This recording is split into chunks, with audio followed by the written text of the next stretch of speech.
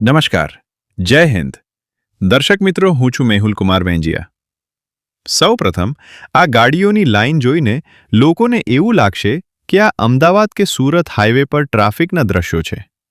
ના ના, આ દ્રશ્યો સુઈગામ તાલુકાના પાડણ ગામના છે. આ ગાડીઓ અહીંયા આવેલ સોલાર પ્લાન્ટની છે અને સોલાર પ્લેટો ભરેલી છે. પણ અહીંયાના ખેડૂતો આ ગાડીઓને રોકાવી દીધી છે, રસ્તો બ્લોક કરી દીધો છે. સોલાર પ્લાન્ટના અધિકારીઓ પ્લાન્ટ સુધી જવાનો રસ્તો કાઢવાનું ભૂલી ગયા અને હવે ભરાયા, કેમ કે ખેતર માલિકે સોલાર પ્લાન્ટ સામે બાયો ચડાવી અને ગાડીઓ રોકાવી દીધી.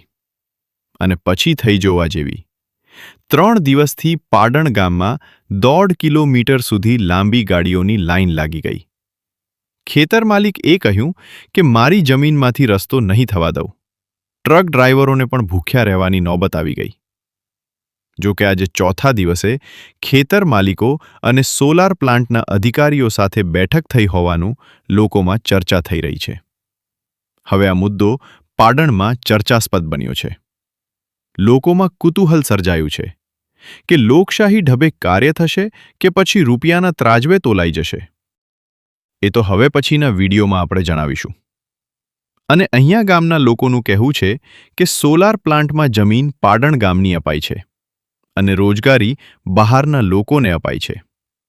ગામના લોકો અને સ્થાનિક યુવાનોને સોલાર પ્લાન્ટમાં રોજગારી અપાતી નથી, જેથી સ્થાનિક લોકોમાં ભારે રોષ જોવા મળી રહ્યો છે. તો આભાર મિત્રો. જોતા રહો પત્રકાર મેહુલ વેંજિયાની ન્યૂઝ. આવતા